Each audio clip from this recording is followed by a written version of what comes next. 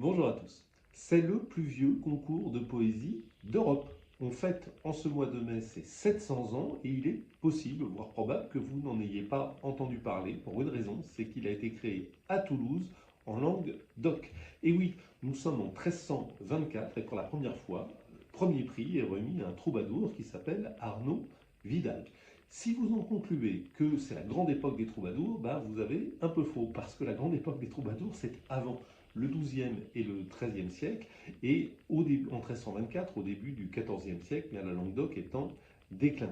Il y a cela une bonne raison, si j'ose dire, c'est qu'au XIIIe siècle, ça a été la croisade contre les Albigeois, remportée par le roi de France allié au pape, contre le comte de Toulouse allié au roi d'Aragon, et de ce fait, le roi de France a mis la main, si je puis dire, sur ces terres où on ne parle pas français, à tel point qu'on va les dénommer Languedoc, ça dit bien ce que cela veut dire, et la Languedoc, de ce fait, perd de son prestige, et les troubadours perdent les cours qui les faisaient vivre et qui les invitaient pour chanter leur poésie. Les cours du sud de la France s'étiolent, perdent en prestige et en richesse, et les troubadours, ils n'ont plus leur mécène.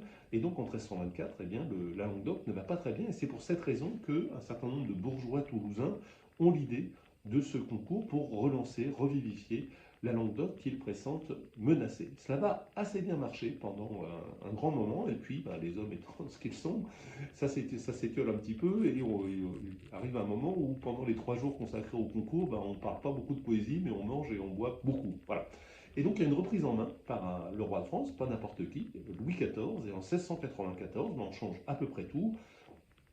On change les membres, on change les statuts, on change le nom de l'institution qui va s'appeler désormais l'Académie des Jeux Floraux, et on relance tout cela. Et uniquement en français. Non pas, m'a-t-on expliqué, parce que les statuts auraient interdit la langue d'oc, mais parce que de fait, le français est devenu la grande langue de prestige. Il commence à battre même le latin dans cette fonction que le latin a longtemps occupée à la fin du XVIIe siècle.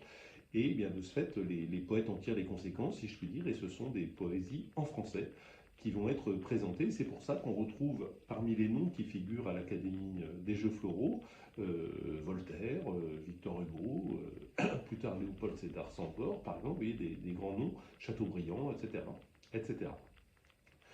La Languedoc va revenir néanmoins à l'Académie des Jeux Floraux, c'est quand même justice puisque c'était l'attention première, mais seulement à la fin du 19e, grâce à deux personnages importants.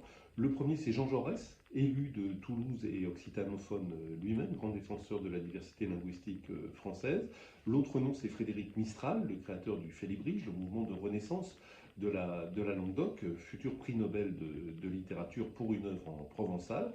Tous deux vont parvenir à faire revenir la Languedoc aux côtés du français au sein de l'Académie des Jeux Floraux, et c'est toujours le cas. En 2024, l'Académie non seulement décerne des prix en français et en Languedoc à différents poètes, mais elle œuvre, et c'est une bonne chose, pour que la poésie soit présente partout, notamment auprès des jeunes, dans les écoles. Et donc c'est une belle institution, l'Académie des Jeux Floraux. Vous trouverez beaucoup plus de détails sur la version écrite de ma lettre d'information de l'Express, sur le bout des langues, comme d'habitude, et puis des informations également sur d'autres sujets liés aux langues. Je vous remercie et je vous dis à la semaine prochaine.